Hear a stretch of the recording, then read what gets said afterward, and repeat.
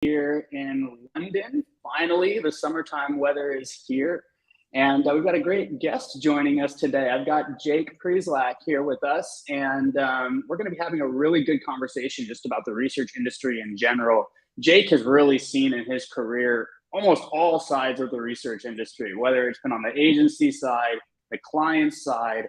And one of the things that I really like about Jake, and every time I've kind of had a conversation with Jake, is that he's one of these guys in the research industry that's kind of always trying to push the boundaries, or at least kind of think about, like, should this be done differently? I think this happens a lot in research, where we just kind of keep on doing the thing that's always been done for the last few decades, right? Whether it's like, okay, the way that you have relationships with your agencies, or the size of the report that you're sending, or even the methodology that you're using, right? And I mean, it can be somewhat challenging because the research builds on top of itself, and it's always easier to kind of compare things to last year. But I really love the way that kind of Jake is always thinking about, hey, are we doing this the right way? Should we be using a different methodology? Should we be reporting and telling the story in a different way?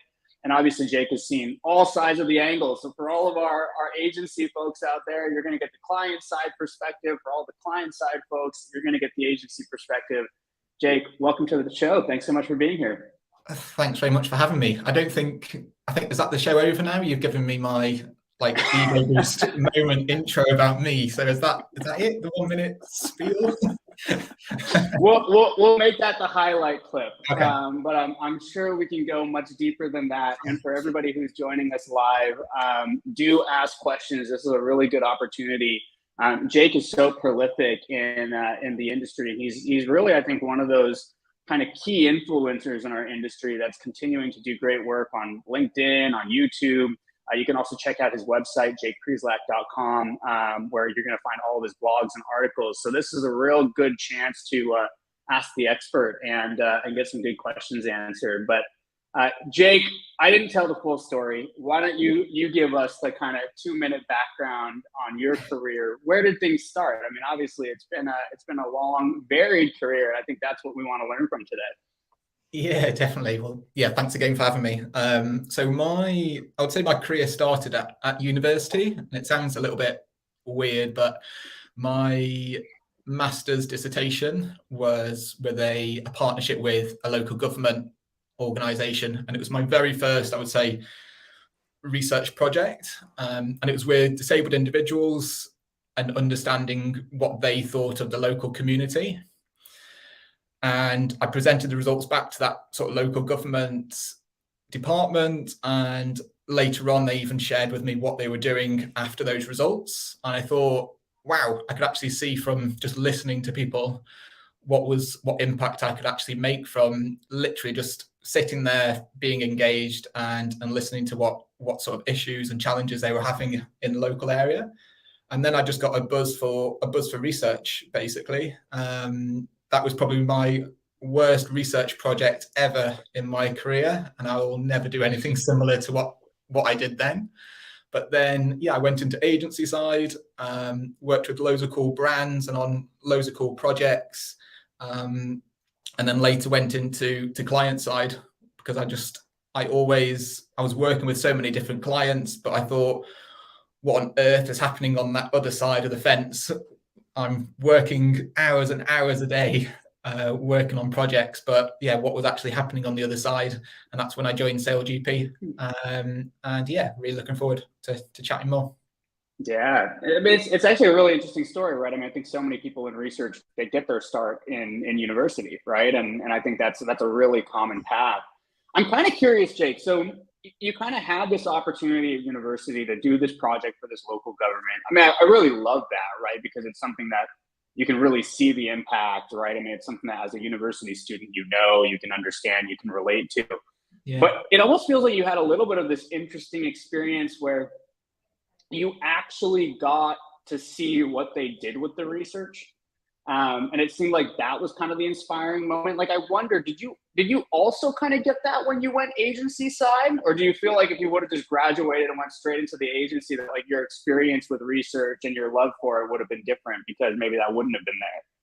Yeah, great question. So I think I was possibly really fortunate during my master's to work with that sort of local government organization who would were really proactive in terms of telling me what happened from the research, and they shared photos, even like a new strategy document they were creating, all this information, and I got a buzz for it from that. Then obviously I went straight into the commercial world of research, which was completely different to my university degree, masters, and the research project I did.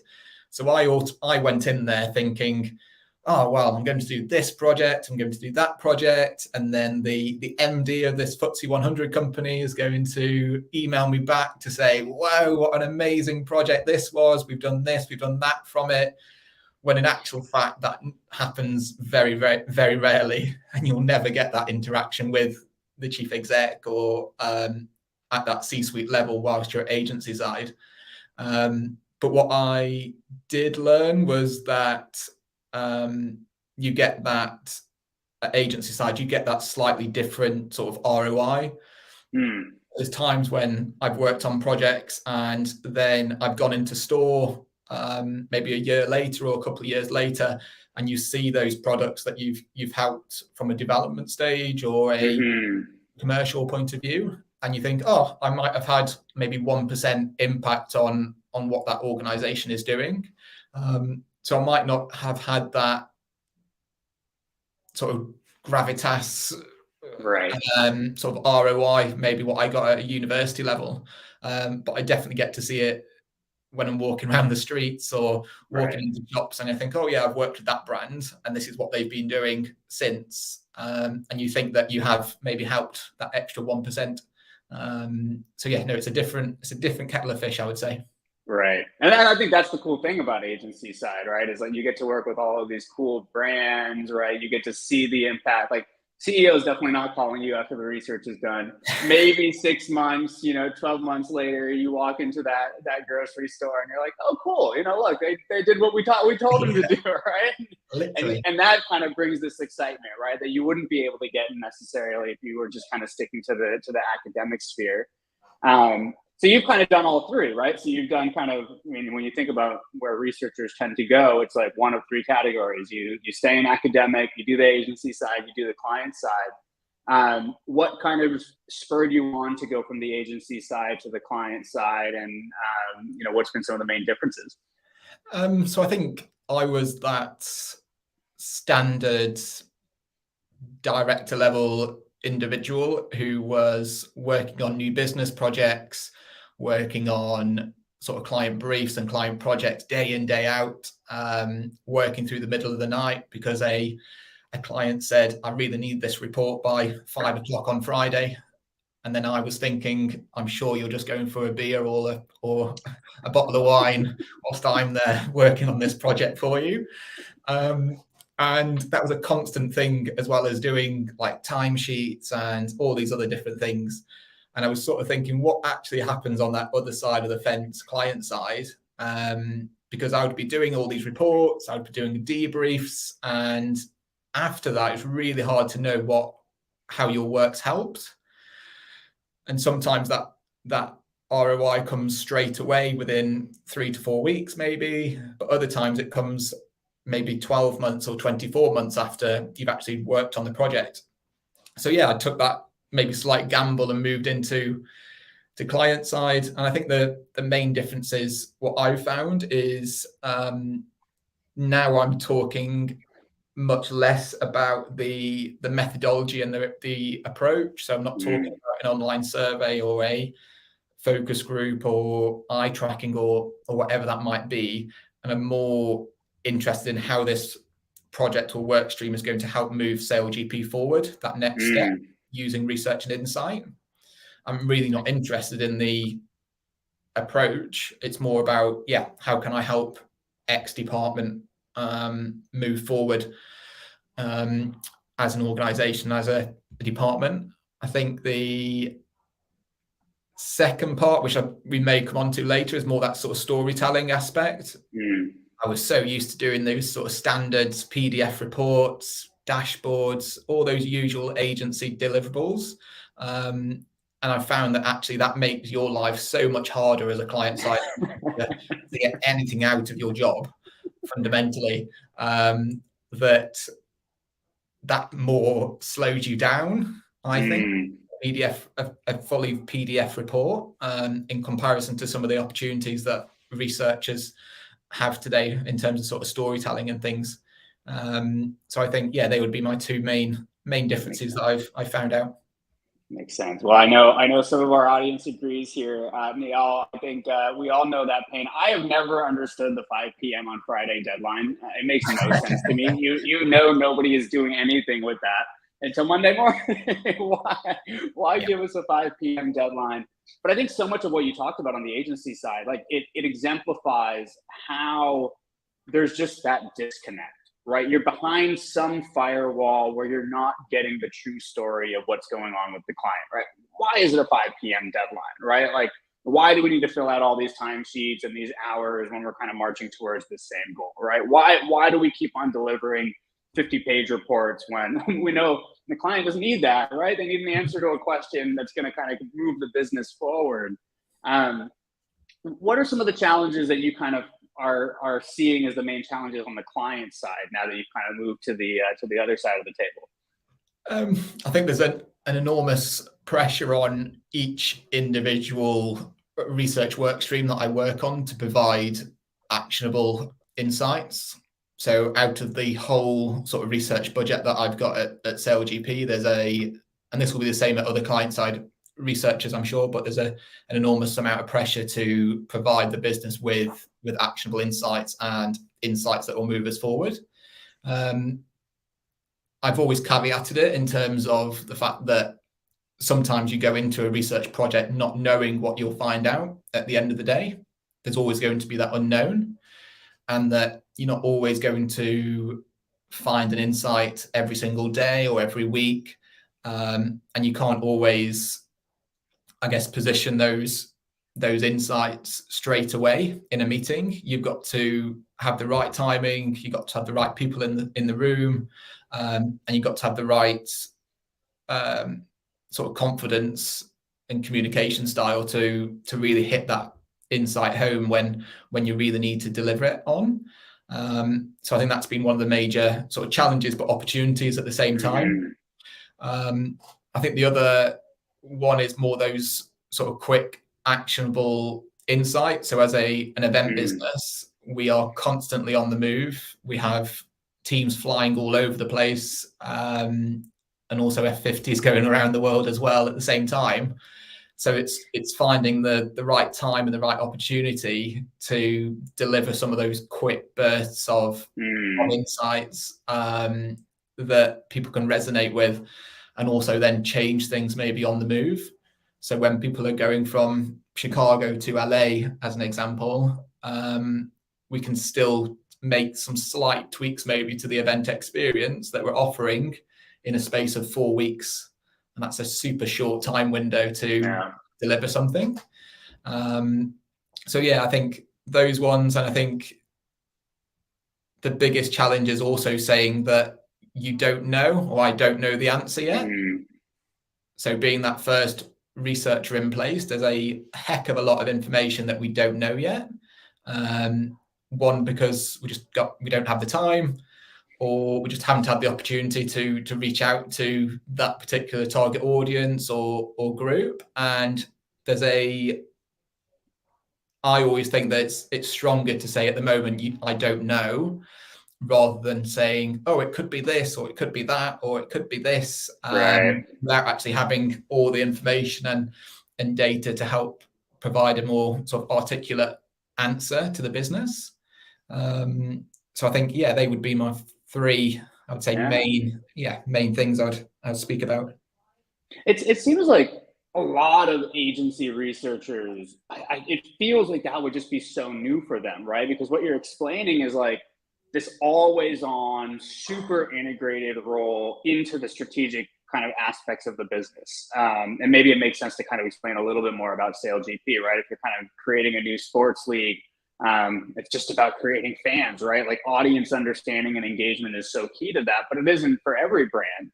And I think the way that, you're talking about this, Jake, is like, clearly there's so many differences, right? If you look at like on an agency side, like, you get a discrete brief, you put together a discrete proposal, you then commission a project that takes 1 to 3 to 6 months, and then you deliver a discrete report. Nothing that you just said about the client side, from my perspective, worked in that way, right? It's like always on, being in the flow, answering questions, right? Like, could you imagine like an agency who's been commissioned to then say, we don't know the answer, right? Like we did the research and we don't know the answer, but you've got to do that level of transparency, that level of honesty. And I just imagine it's so different. Maybe you can just tell us a little bit more about Sales GP, kind of where research fits into the business, and maybe just opine a little bit more on some of those changes. Yeah, of course. So my role sits sort of centrally within the business. So I look after research and insight across multiple different departments, from marketing, commercial, ticketing, our event experience. So anything related to our sort of fan and audience, then I'm hopefully I've got a finger in that pie as such. But that also means that with a one-person research team at the moment, that I have to sort of spread myself quite thinly across the organization to answer sort of ad hoc requests that come in, but also, I guess, keep the lights on from a research point of view in terms of the different sort of trackers and different sort of KPI type reporting that we do as part of the business.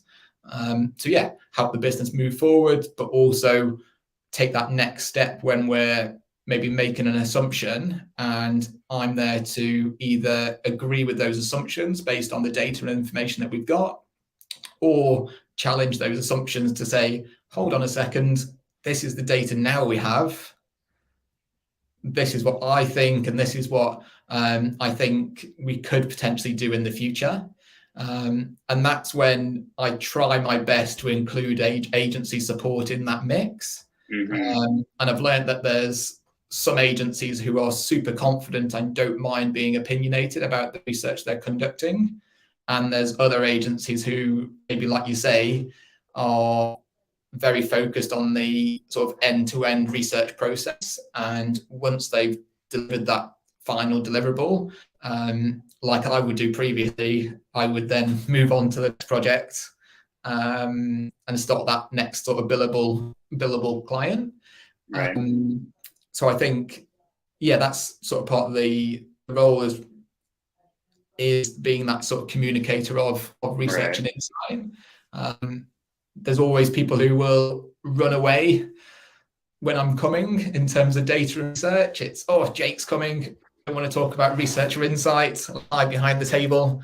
And that's my role there, to hopefully try to communicate to the individuals as well, make sure that they're getting value out of all the different research that we're conducting, and helping them improve their departments day by day. So yeah, it's a full on but fun role at this time. Yeah, absolutely. Well, and you know, it's good to kind of hear those insights from the client side, right? I mean, I think we've got some folks here, Emmanuel, who we just saw on screen, was agency side, you know, is agency side providing insights to the African market. You know, and we've even got Ben here kind of asking about, you know, the expectation for agencies. What has kind of changed? Like, now that you've gone from the agency side to the client side, how do you deal with agencies differently? What's your recommendation for folks on the agency side now that you've kind of seen both aspects? What kind of tips would you give to folks on the agency side? Guessing Ben works at agency side and he's after my insider tip as well. But I think some of my, obviously I've had a unique, to some extent, view in terms of an agency side, and I've recently moved to client side, and I feel like I now treat agencies like I would want to be treated. So I don't treat agencies as a supplier or a third wheel to some extent. I treat them like an extension to the team we have at SailP, and hopefully the agencies that we work with feel like that. So I think I don't ask for reports to be delivered by 5 p.m. on a Friday. I try to ensure that things are agreed upon, and it's an agent, a supplier client side mix. It's a complete partnership, and that means them coming into the office if they would like. It's them providing debriefs to the wider business. It's them getting to see the whole sort of company strategy, so they can get a feel of who we are and what we're trying to achieve as a SailGP entity.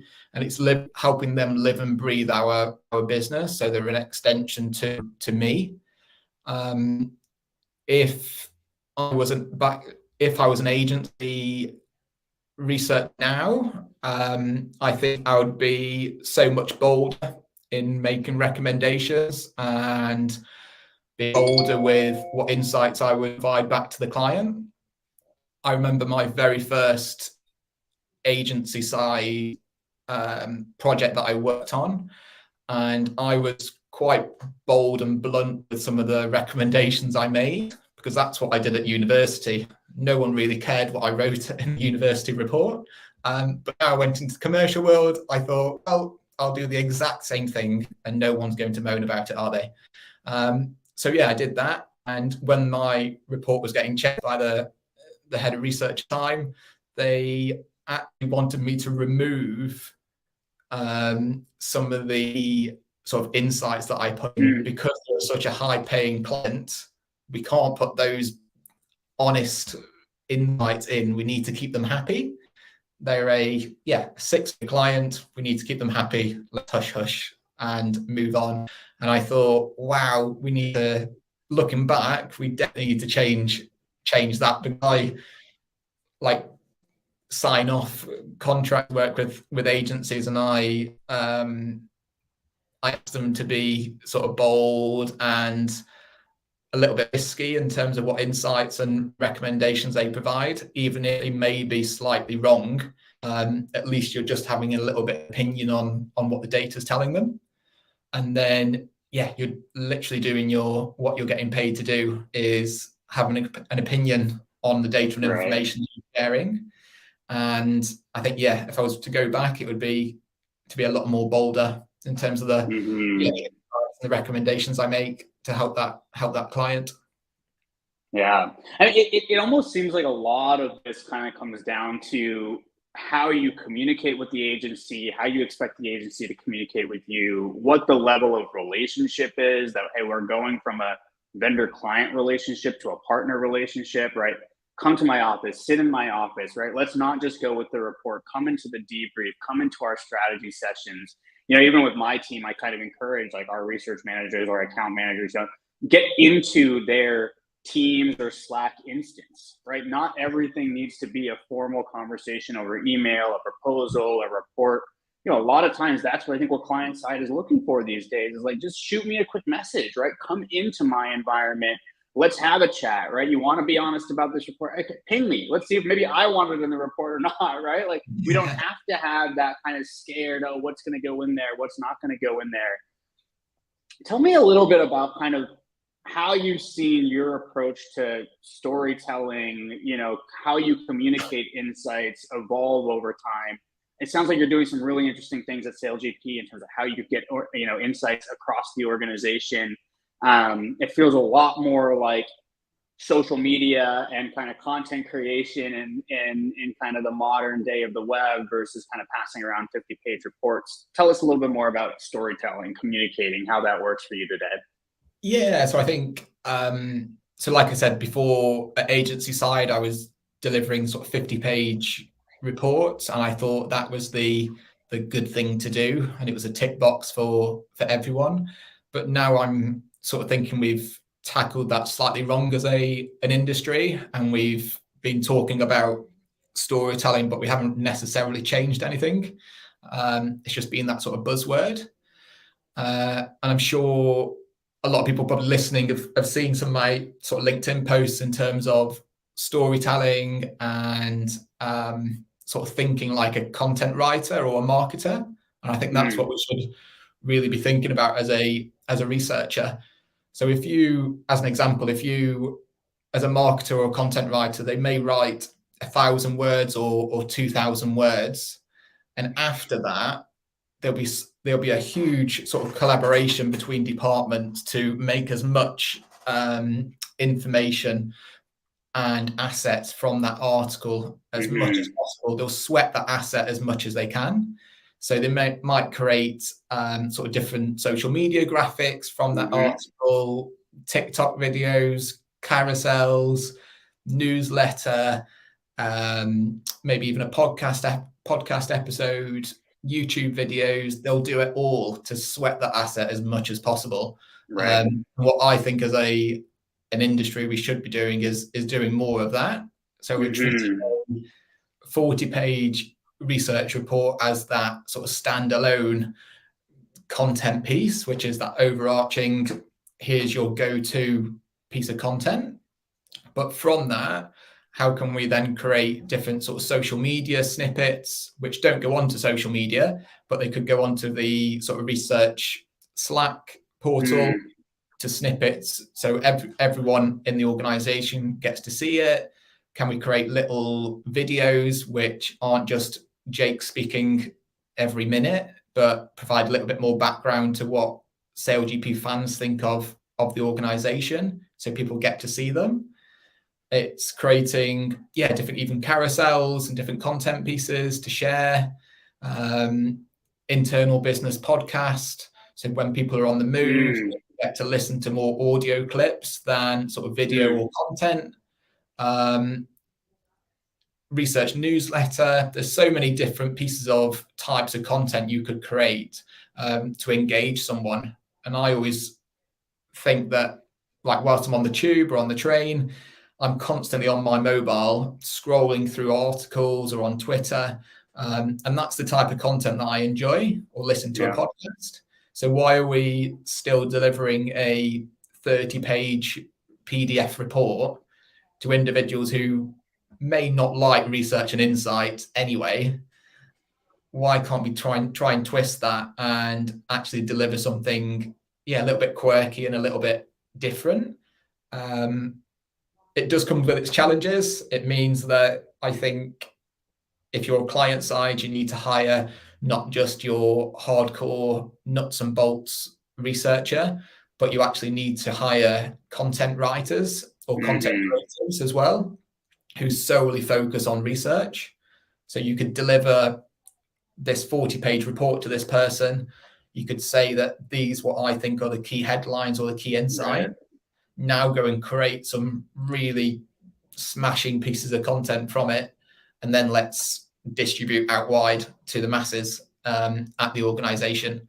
And I think, that's probably the main behavior change as a researcher we have to try and think about next. I love that so much. I mean, it just makes total sense when you talk about it. And I would just encourage everybody on this call to think about that. How do you consume content personally? You're scrolling through social media feeds, you're listening to podcasts, you're reading quick emails.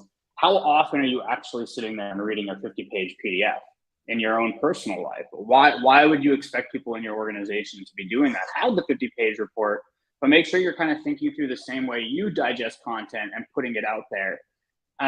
Jake, in the last 2 minutes, I want to get a little bit practical, right? Because I know not every kind of insights person on this call is going to have the resource or capability to go and hire content writers and graphic designers and video people and podcast people. What's a good starting point? I mean, do you kind of ask your agencies to maybe say, you know what, in addition to the 50-page report, give me 20 kind of tweetable moments, slackable moments? What's kind of that first step in this direction that you would kind of recommend to folks? The first hurdle.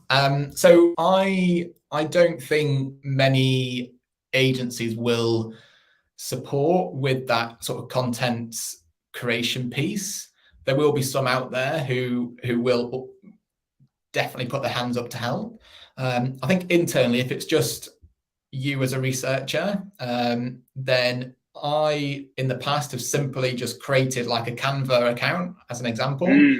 Free account, doesn't cost you anything. Make sure that all the branding and all the colors are completely So it looks like your brand, it's got the brand identity. And then I've basically copied off some of the free templates that Canva have provided and started taking some of the text and putting like a percentage instead, then changing the text. And it's amazing how quick you can actually do that. So from one PDF report, you could have maybe 10 or 20 different sort of one page, what look like social media graphics. Right. And then I don't actually then have to post those every single day. Because then it becomes a little bit boring that you're seeing the same type of research, but you're creating that sort of bank of research snippets that you can share at any one moment. Yeah. So then I can share maybe one social media graphic every 3 days or every 4 days. And then it becomes more of you've got a bit of a system going in terms of sharing those insights. And it's the same with sort of debriefs.